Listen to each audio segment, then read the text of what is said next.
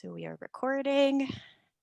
Uh, let's go ahead and get started, and people can join us as we go. So welcome everyone that's here. My name is Erin. I am the recruitment coordinator with the Faculty of Education. So if you are applying to a Bachelor of Education program or thinking about it, you're probably going to be talking to me, and I can answer any questions you have. And we'll also be around for virtual open house all day until 3 o'clock if you have questions after this. And I have with me two special guests. We have Dr. Jennifer Tupper, who is the Dean of the Faculty of Education, and then Dr. Maryanne Doherty, who is the Associate Dean of Undergraduate Programs and Services. So welcome. Thank you. Thanks, Erin. I'll start with getting you both maybe to introduce yourself and what your role is in the faculty. Sure. Do you want me to start? Sure. All right. Well, good morning, everyone. I'm so happy to be here with you in this virtual space. Of course, we always prefer face-to-face, but under the current circumstances, this is the next best option. I'm very privileged to be the Dean of the Faculty of Education, and this is the start of my 4th year. And as Dean, I have the privilege of working alongside amazing faculty members and members of the leadership team like Maryanne to ensure that we are providing the best possible education experience for our undergraduate students across our elementary, secondary programs, and with our collaborative programs in Keano, Grand Prairie, and Red Deer, and also across our graduate programs. We have 23 specializations and 55 different degrees in our graduate program. So we're big, and I love that we're big, and I love being alongside our students especially, and really eager to have prospective students think about a career as a teacher coming into the Faculty of Education. And I will turn it over to Maryanne to introduce herself. Thank you, Dean Tupper. So I'm Maryanne Doherty. I am, as Erin mentioned, thank you, Erin, the Associate Dean of Undergraduate Student Services and Programs, and we are commonly called USS. So I'm the Associate Dean in USS. And my portfolio includes 2 different components. And one is you, if you're going to be in our faculty, undergraduate students. And we have a community of just slightly over 3,000 students. And I am very, very proud of them. And Dr. Tupper mentioned that we have programs in Grand Prairie that you can access, Fort McMurray, and Red Deer is our middle years program. And you've probably heard about our ATEP program, our Aboriginal Teacher Education Program. And some of those are based in your communities, based in communities around Alberta. And also we have one component at the U of A campus. Now, my second very exciting component as well is field experiences. And this is commonly referred to as student teaching. And I'll go on to talk a little bit more about field experiences when Erin asked me that. And I just want to add, as Dean Tupper has, I really miss seeing each one of you in person. I love open house. I just love it. And I love speaking to prospective students and their parents. And again, it is really rewarding to see you here today virtually, because in USS, we follow you from your entry into the faculty until you graduate, until we see you walk across the stage with your Bachelor of Education. So thank you very much, Erin, for providing this opportunity for Dean Tupper and myself today. And that's my response to the first question. Thank you both for being here. And one of the benefits, if you do join our faculty and when we're back on campus, is you'll see both of them a lot in the hallways when you're taking your education classes. And it's just so great because you're both such a positive force in the faculty. So really happy to talk to you both today. Maybe I'll start with asking you to give us a little bit of background on yourself, what your background in education is. I'll start with Dr. Tupper. Sure. Thanks, Erin. So I am a proud University of Alberta alumnus from the Faculty of Education. I have a B.Ed in secondary social studies with a minor in English. And when I graduated, way back before probably many of you were born, I was able to take up a teaching job as a high school social studies and English teacher, which I did for a number of years. And then I decided as a classroom teacher, there were limits to my own knowledge and understanding of teaching and learning, and I wanted to grow and improve as an educator. So I decided I would pursue graduate studies, and I did a master's of curriculum studies at the University of British Columbia. Came back to Edmonton, worked for a little bit longer in education, and then came back to the U of A to do a PhD program in secondary education. So being a double alum from the U of A Faculty of Education is absolutely an honor and a privilege. And the U of A has been such a special place for me. When I finished my PhD, though, I moved to Regina, Saskatchewan, where I took up a job at the University of Regina as a secondary social studies teacher educator, and got to work alongside some really wonderful undergraduate students before moving into administrative roles at the U of R, associate dean and then dean. And then the opportunity to come back to the U of A, which is near and dear to my heart, and take on the role of Dean of the Faculty of Education, your dean, if you choose education as your faculty of choice. And it has been just a wonderful 3+ years, despite the challenges of COVID, despite some of the budget challenges the university is facing.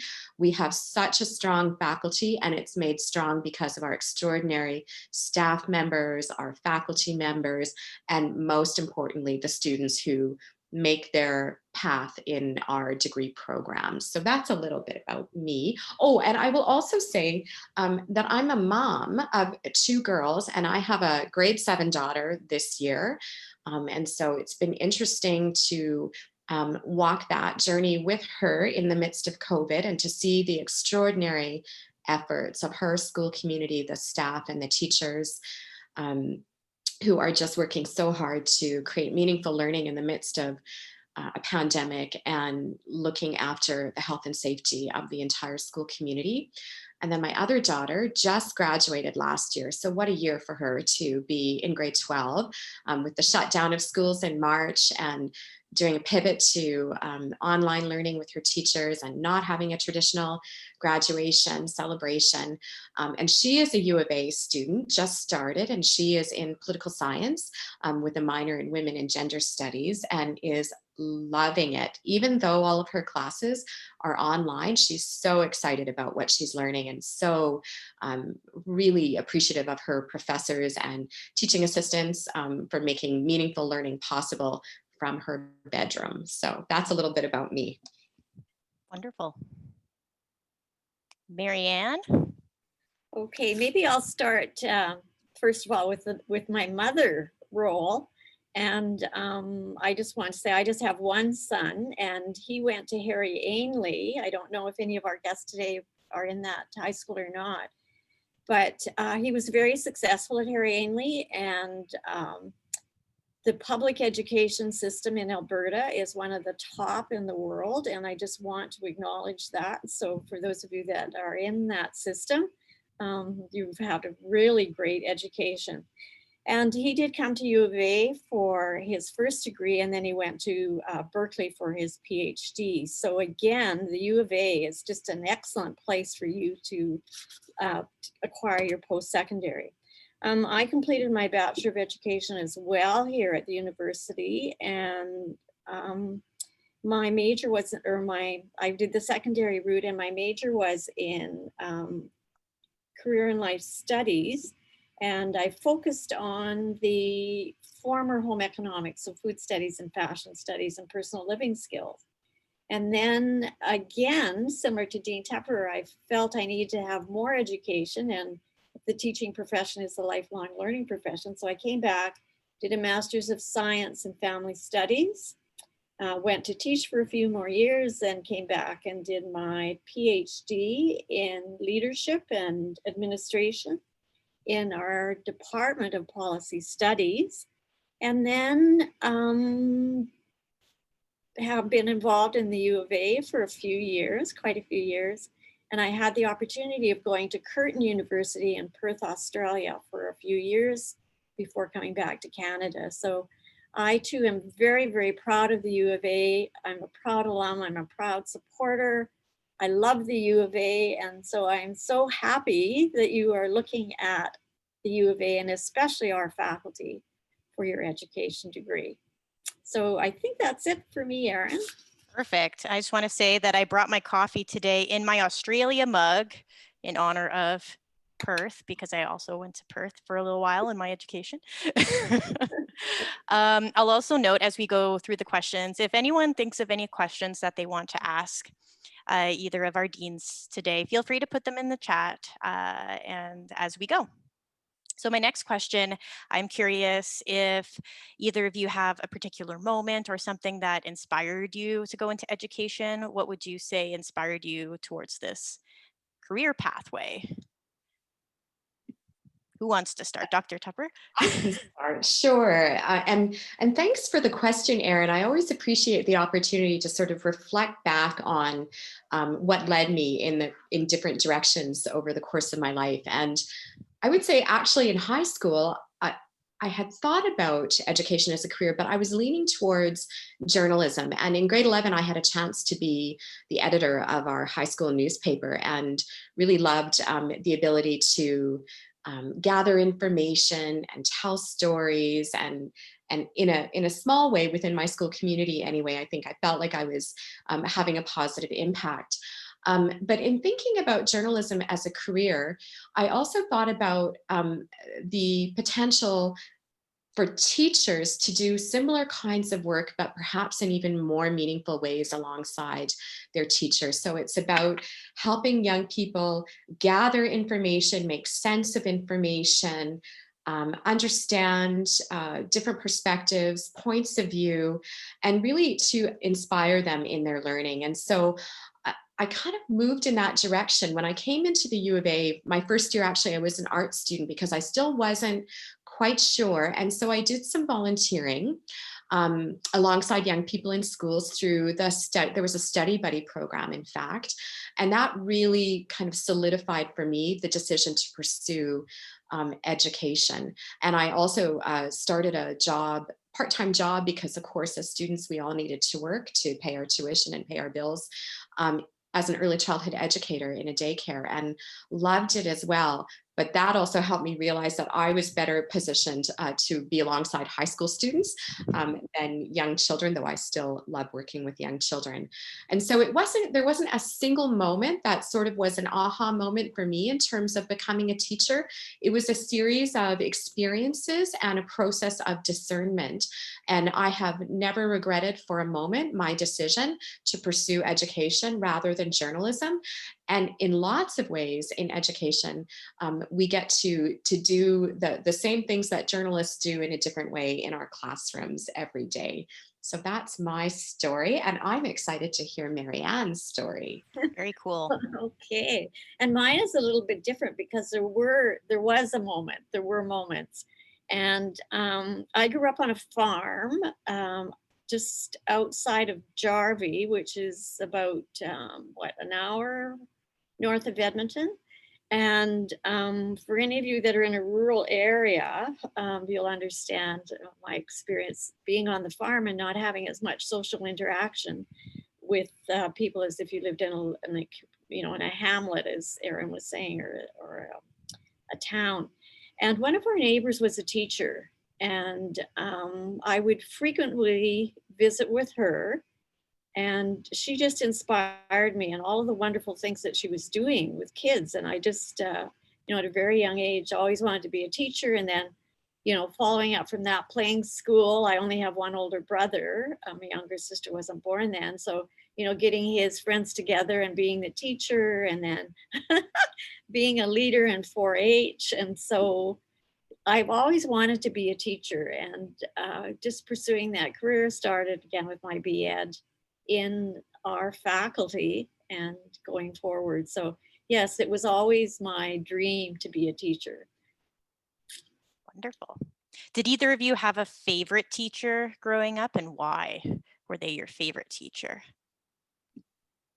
Yeah, that's also a great question, Erin, and really caused me to reflect back on every grade and every teacher that I had. And And I would say that I had some really tremendous teachers over the 12 years of my schooling, but one that stood out in particular for me was her name was Trudy Cinnamon, Mrs. Cinnamon, and I had her in grade 4. It was a split 4-5 class, and then I had her again in grade 5, and then the start of grade 6. And she was nearing the end of her teaching career, but she still brought, I thought, a really fresh approach to teaching, and she was incredibly creative. So every day was a new adventure with her, and she was a teacher I felt really believed in us as students and was able to pull out the best in us. She just was almost like a magical power, and she had compassion and empathy and got to know us as whole children in her class. So built those really important relationships, made a point of checking in when she noticed that, we might be a little bit low one day, and wanting to know about our lives outside of school. So she was more than a teacher in lots of respects, and just really grateful to have had that opportunity to have her for as long as I did, because you can really build, I think, meaningful relationships with a teacher that you get to have more than once in your schooling. So Mrs. Cinnamon for me stands out, although again, so many excellent teachers, all of whom had very important strengths and talents. And so it's really difficult sometimes to identify a single one, but for you, Erin, I made a decision to talk about Mrs. Cinnamon. I love that name for a teacher so much. Yeah, and she totally was Mrs. Cinnamon. Oh, that sounds lovely. Maryanne, do you have a favorite teacher? Yes, I do. And again, just reflecting back and remembering and virtually thanking all of those teachers that I was going to say put up with me, but that encouraged me and supported me throughout. And my favorite teacher was Madame Owen, and she taught me French and German in grade 10, 11, and 12.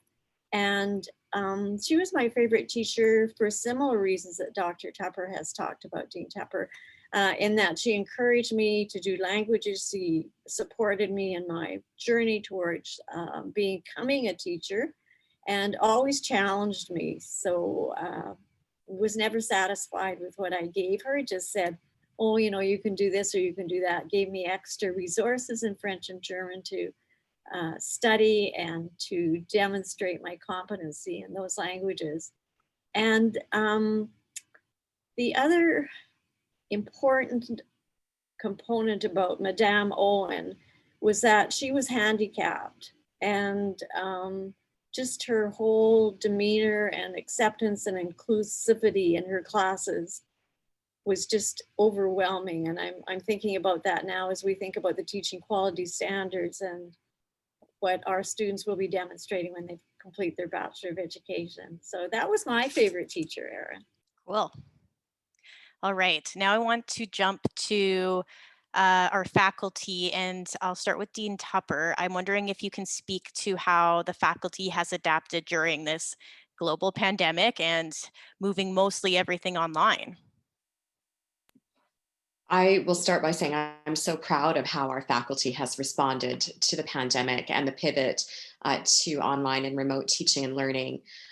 Like K-12 last year, we made the decision to shift mid-March. So we were about 3 weeks away from the end of term, maybe 3.5 weeks away. And as teachers in K-12 demonstrate their flexibility and creativity, colleagues in the Faculty of Education did the same, both professors and our sessional instructors. And they sought out the supports that they needed. So we have an amazing unit in our faculty called Technologies and Education, led by Colleen and Arthur and their team. And so Tech and Ed just sprang into action, providing support to faculty and sessional instructors to ensure that they could develop and maintain a really robust online remote learning environment with literally only 24 hours notice. And so we learned through the spring, through April, and then May, June, July, August classes, and faculty members worked really, really hard over those months to ensure that the classes that they were going to be teaching in the fall online and delivered through remote means would be well constructed, well developed, and create meaningful learning opportunities for students when we can't be face to face. And so again, just so proud of the hard work and the quality of the courses that have been developed for delivery online. We did in June a series of brown bag lunches for faculty and instructors to share their best practices in online teaching and learning. And they were incredibly well attended with great questions and dialogue. And it really demonstrated to me again that desire to provide the best possible learning opportunity and to also think about the new possibilities that are offered in terms of teaching and learning in an online environment. So not to see it as a space where we lose things, but as a space where we gain things. And I think it's been, for the most part, very well received by students, recognizing, of course, that as educators, we are always improving our practice as we go. And so faculty and instructors continue to refine and adapt and will continue to do that as long as we deliver our classes online until which time the pandemic is behind us. I know we're all eager for that, but I also think we may see some shifts going forward after the pandemic as well in terms of how we deploy all that we've learned about online teaching and learning, and also how we support our undergraduate students to engage in really high quality online teaching and learning, because I think that this will become more and more a part of the ethos of K-12 education as well. So I will stop there and turn it over to Dr. Doherty, because she's got some great stories about how undergraduate student services responded and field experience, which I'm sure you're eager to hear about. Great. Thank you, Dr. Tupper. So within undergraduate student services, we just have a fantastic team of people who work behind the scenes. So they don't instruct necessarily your courses or your classroom situations, but they again follow you from admission to graduation. So we have our prospective student advisor, and that's Erin. And she also does lots of student advising throughout the year when she's not prospecting, when she's not recruiting. It's true. Right, Erin? Yeah. Then we have a team of student advisors who answer all of your questions. And they've been lamenting lately that they haven't been able to do this face-to-face, but we, again, as Dr. Tupper said, have an excellent setup with online and electronic meetings. We have an admission person who looks at your applications after you've submitted them to the registrar's office. We have 8 field experience associates, and those are the people that follow you when you do your student teaching. So you will be doing 2 rounds of student teaching, one 25 days and one 45 days, called introductory and advanced. And then we have 3 field experience placement coordinators who help you, or not help you, but who find schools for you to do that. And these people work continuously behind the scenes. I was going to say 24/7. I hope it's not that, because we all have to incorporate balance into our lives, especially during this COVID-19 situation. And on Monday, as Dean Tupper has said, March the 16th is when we moved to remote delivery. And so people came in over the weekend of March the 14th and 15th, picked up whatever kinds of things they needed to work remotely. And since then, that's what we've been doing. And again, there are some new ways of doing things that we will probably incorporate when new people enter our faculty in order to make your journeys very successful. So I just want to express my thanks to that wonderful team for their flexibility and for their resilience in giving high quality service to our undergraduate students. So thank you, everyone who's out there watching. And that is one of the things I do stress when students are thinking about coming into education, we do have such great student advisors that help you every step of the way, and that's huge for students like me anyways. And I do think we are getting more students or attendees coming in as we go. So I'll just note again that if anyone does have any questions for our deans, feel free to put them in the chat. And for now, I'll go to the next question. So Maryanne, would you want to go, and Dr. Tupper, would you want to go into more detail about how field experiences are working during this time and how local schools have responded? Sure, and I can start with that, Erin. Sure. Okay, so with our guests that have joined us, how many of you have a teacher living in your family or in your community that you know?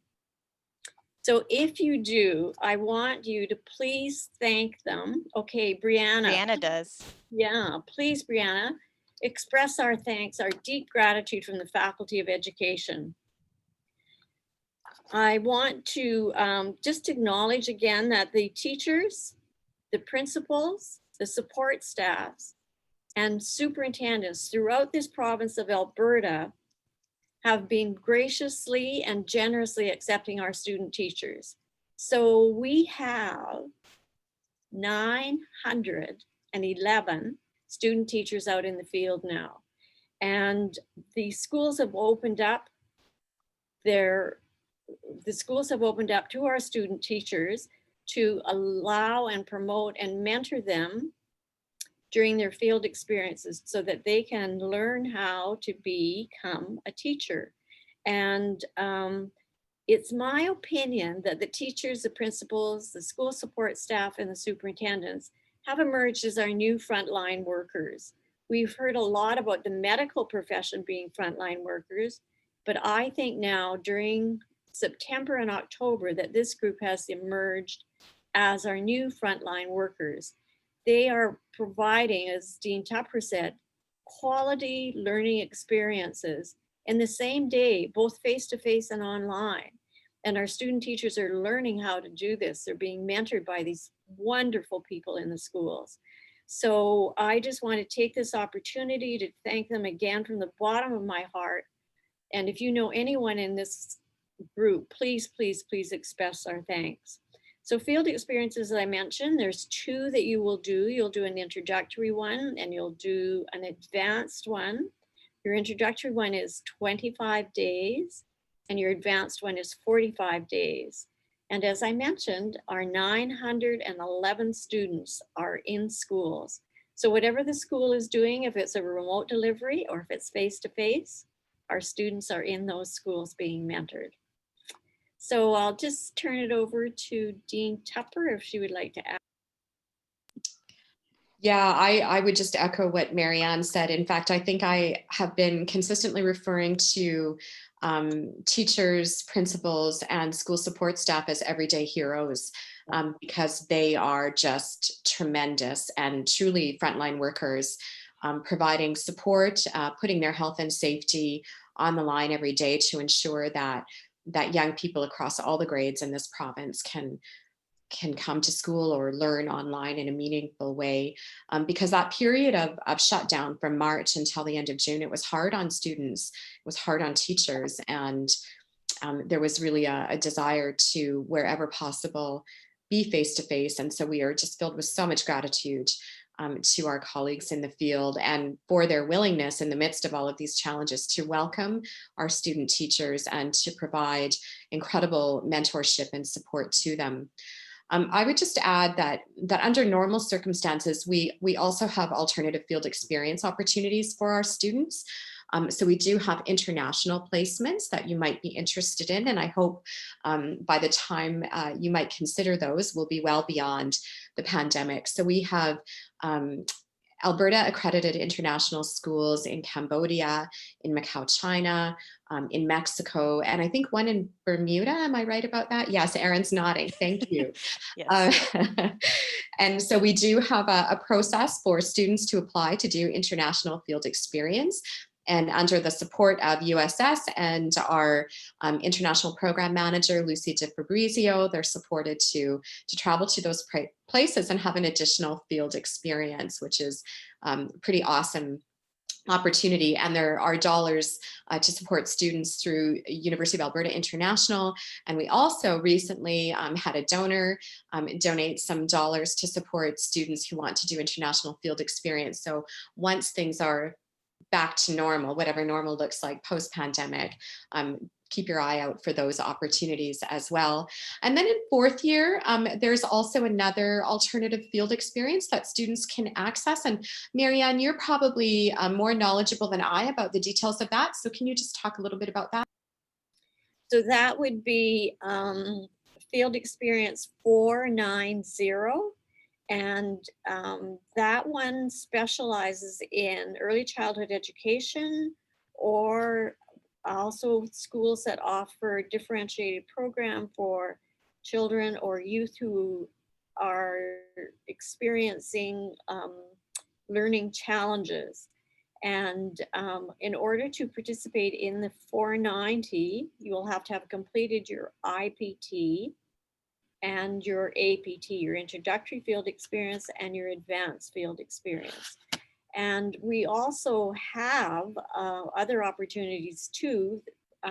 We have one at Argyle School, which is a completely online school. And when we planned that for winter 2021, we weren't online. And so now almost all the students are experiencing some online, but we do offer specialty placements in 490. And so when you enter our faculty and finish your IPT and APT, I'm sure there'll be also other opportunities for that 490 experience.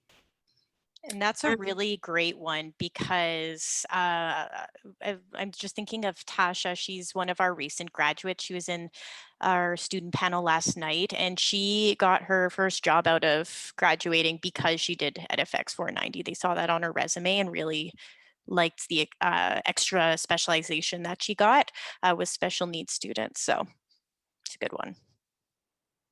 Thanks, Erin. So my next question is about the education students themselves and how they have been doing in the pandemic and how they've responded to doing everything online. And I know, I mean, some students are embracing online and are not worried about it, but some students thinking about coming to university are quite nervous about what that will be like. So how have our students been responding to all of this? Right, and I am so proud of our students. And so again, if the people who are in today, if you know anyone, does anyone, Brianna, do you know anyone that is a student right now? Or Emma, anyone? Just give them another pat on the back too, because our students have been absolutely phenomenal. With the face-to-face, you know, we knew when that was going on that some students learn differently and prefer the online because their parents are working or whatever. And so now with the different focus on online, it's been very interesting for all of our students to have that experience. And our students are very, very flexible. They are resilient and they are courageous. And so in my class, I have 60 students in the class that I teach, and they're demonstrating all of those qualities. And what's really fascinating and interesting and important is these are the qualities that we need to be teachers. And so not only in your field experience are you learning how to be a future teacher, but very much in your classes, in your classroom or your courses. So I just want to again thank our students. I did a video recording 2 weeks ago and thanked them, but it's just been amazing about how they've been able to access library resources. And thank you to our library who's gone online and has curbside pickup for books. It's just truly amazing how we have looked for different opportunities, but high quality opportunities. And of course, we're here because of you. We're here because of our students. And just my deep gratitude to each one of them, all over 3,000 that we have in our faculty, and how they're demonstrating these qualities and characteristics that they're for sure going to be able to transfer right directly into a teaching profession. So I'm very impressed, Erin, with the way our students are adapting and being flexible, being courageous, and being understanding. And one of the situations in this is we're all in this together. And so, I had a little technical glitch in my class last Thursday, and one of the students was able to help me. It was just phenomenal. So I'm feeling like we're really co-educators. So I'm learning from my students and my students are learning from me. So yes, our students are awesome, amazing, just phenomenal. I would absolutely echo that. And I would also just like to recognize our incredible Education Students Association students who, wow, I'm just blown away by how they are creating all of these really meaningful engagements online. And Maryanne meets regularly with them, and they are actively supporting our commitment to advancing racial justice in the faculty by creating and curating resources to share with students. They're creating professional learning opportunities online, and they've just risen to the occasion. So they are a great group, and I would encourage all of you to think about connecting with the ESA if you come into the faculty, and actually becoming part of the executive of the ESA as well, because there is an opportunity to really provide leadership to your colleagues in teacher education. Oh, thank you, Dean Tupper, for mentioning that. I'm just so embarrassed. I'm glad you can't see my red face. So another one of my exciting components in the work that I do is I'm the faculty consultant for the ESA. And right, just you're automatically a member of the ATA student local when you join our faculty. And as Dean Tupper said, just all kinds of exciting opportunities, and they're just a really great group. There are 14 different positions that you can volunteer for, and just that community building amongst the ESA and with our undergraduate students is absolutely phenomenal. So I don't know, Dean Tupper, did you hear on CBC the interview this morning with someone from the East talking about university students?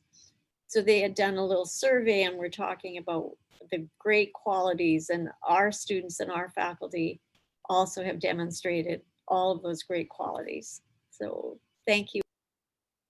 Wonderful. And I'll also plug that our Education Students Association did a really cool building tour, since we can't be on campus today to show you around. If you go to the presentation auditorium, it should be on there, and we'll put it on the website as well later on.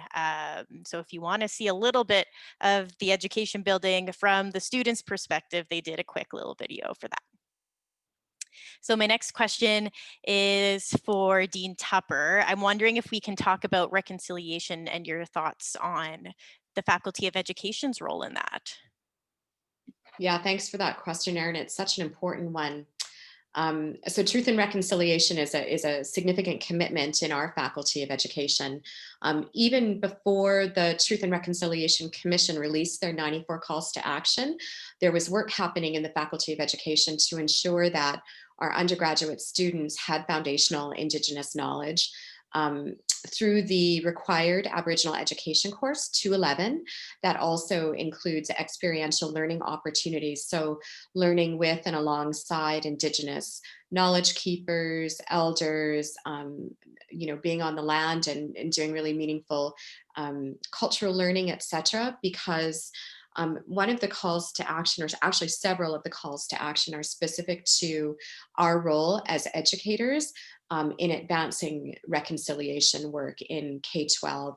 And so we know that we have a fundamental responsibility as a Faculty of Education to ensure that you are all, as future teachers, equipped to do that work in ways that I never was when I went through my degree. And even as a social studies teacher, I'm embarrassed to say that I had very limited knowledge of our shared history with Indigenous peoples in this country, and actually contributed to a perpetuation of a dominant narrative that made invisible the contributions, important contributions of Indigenous peoples, both past and present.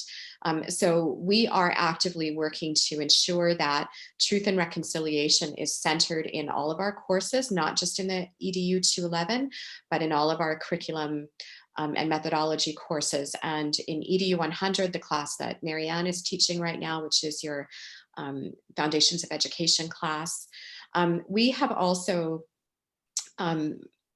been working very hard to expand the Aboriginal teacher education program, knowing that there needs to be more Indigenous certified teachers in the province of Alberta, that we're still not where we need to be, and that all students benefit from the work of Indigenous education and truth and reconciliation.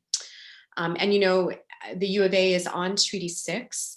And Edmonton, I've learned recently, the Cree name for Edmonton is Amiskwite-Wiscawigan, or Beaver Hills. And so when I think about being on Treaty 6 in Amiskwite-Wiscawigan, I think about what it means for us as educators to engage with the treaties and our treaty relationships and our responsibilities as treaty people, not just in a superficial way, but in a way that actually can result in transformative learning experiences for all students in our schools, so that racism towards Indigenous people, both systemic and individual acts of racism, becomes a thing of the past and not something that continues to be experienced daily. So it's a huge commitment of mine, personally and professionally, as dean and as a teacher educator. And I know that it is a deep commitment of K-12 as well. And we feel strongly that our faculty needs to be and is in fact leading in this area. So Maryanne, jump on in if you want.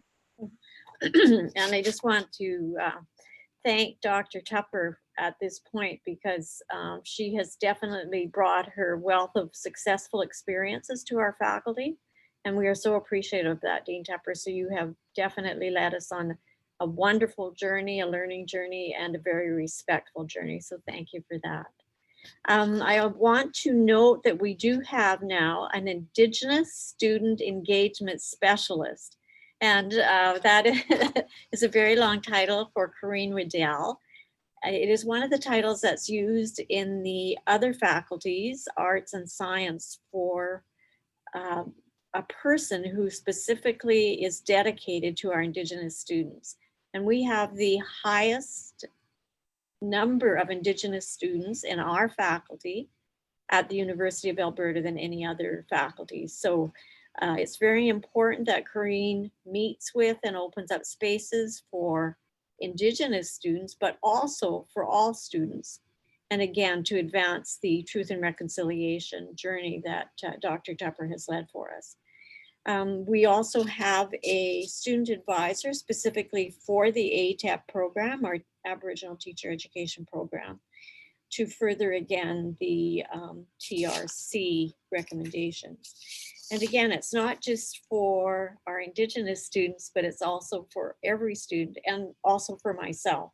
So one of the ways that I've taken up my role is that I'm learning how to speak Cree, and I should have practiced a few words this morning. But definitely our faculty is very, very much making this a priority, Erin. Wonderful. And my next question is kind of on the same line for Dean Tupper. What is your vision for the faculty in the future overall? What would you like to see accomplished? Yeah, thanks for the question. And I would say it's a shared vision. And we have this beautiful document called Education for the Public Good that we co-created as a faculty. So faculty, staff, and students were all involved in identifying and articulating where we wanted to go as a faculty. And so I'll just share the vision that we co-constructed together as a faculty. And of course, I was right on that page and then I closed it. Here it is.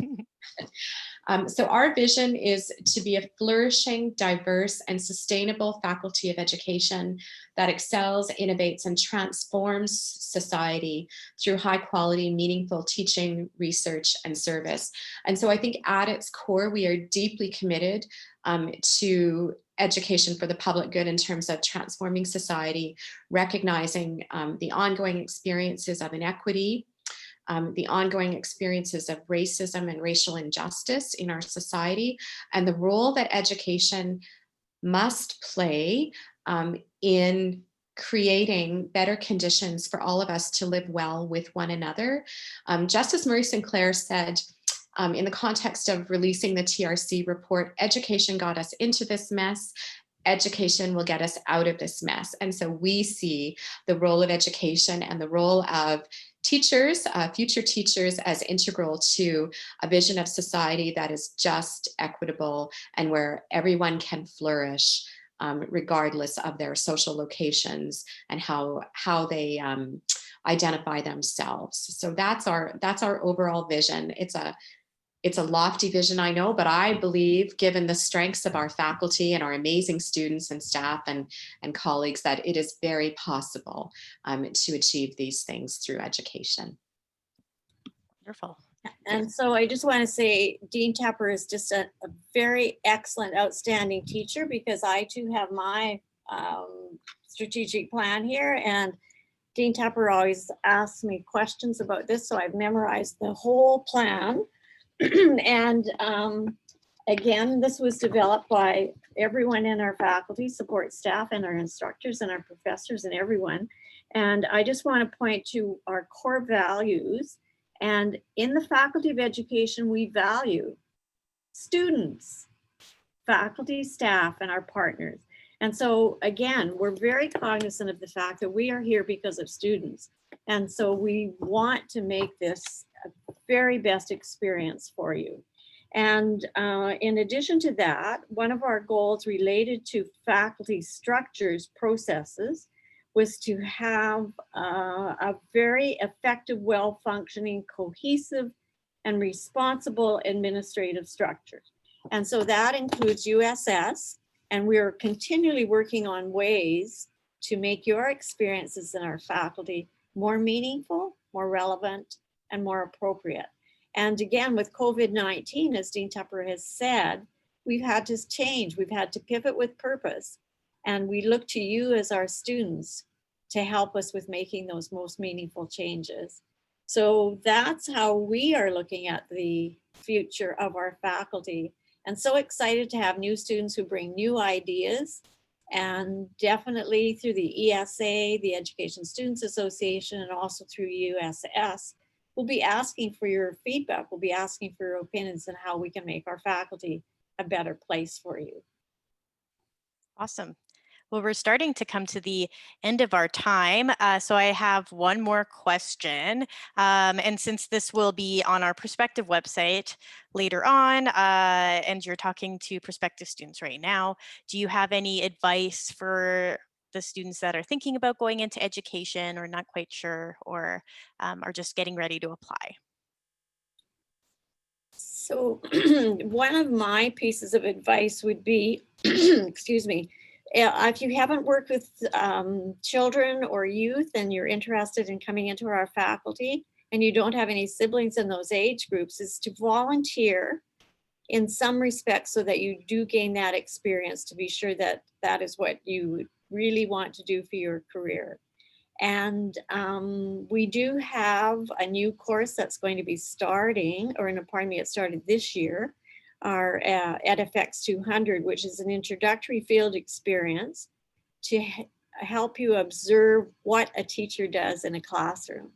And so my advice would be to take advantage of any opportunity that you can to be sure that you like working with children and youth. And my favorite group when I was teaching was junior high. And I gained that through volunteer experience before I came into the faculty as being a 4-H leader.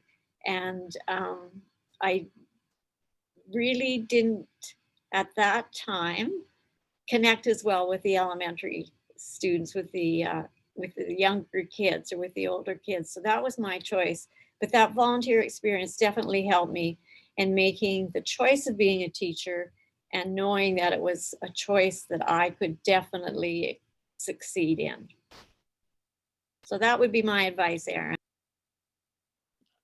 Thank you. That's great advice, Maryanne. And I would just add to that, if you're a little bit uncertain as to whether you want to take the plunge into the teacher education program at the U of A, talk to your teachers and ask them about their decision to become a teacher and the things that are meaningful to them, and why they continue to be alongside children and youth every day in the context of their profession, because they have insight and experience. And let me tell you from my own experience that they will be happy to talk with you and answer your questions, and likely encourage you to pursue the pathway because they see its importance and its value. Really, our society, we are nothing without our educators, our teachers. So talk to them as well. Great advice. Okay, well, we only have a few minutes left, and I know there's lots of other great open house events starting in a few minutes. But we do have one question and we have time for it. Excellent. If anyone does have any quick questions, we do have until 11 o'clock. So Brianna has a question that we can finish with. She is wondering, do students in the education program typically become better teachers if they have more experience with kids? I have babysitting and tutoring for a few years, and I also have experience working with special needs kids. And I was just curious if it would help me when I become a teacher. That's a great question. Right. Great question, Brianna. And definitely, absolutely, those experiences will help you become a better teacher. So I encourage you to keep doing those activities that you're doing, babysitting, tutoring, working alongside special needs kids. And when you come into our faculty, those experiences will be very meaningful. And what we do in our faculty is we build on those experiences. And so you become a very important student in our classrooms because you've had those experiences. So you can share those experiences. And then what we can provide are different ways that you might interact with those groups. So I'll turn it over to Dr. Yeah, I don't think I have really anything more to add, Brianna. It's a great question. I think experience is always a good thing, an advantage. And keep in mind too that the course of a teaching career is long, and that we are always learning and growing. And so you'll come in with these experiences, you will build on them, and you will continue to learn and grow as an educator through our program and into your teaching career. Mm-hmm.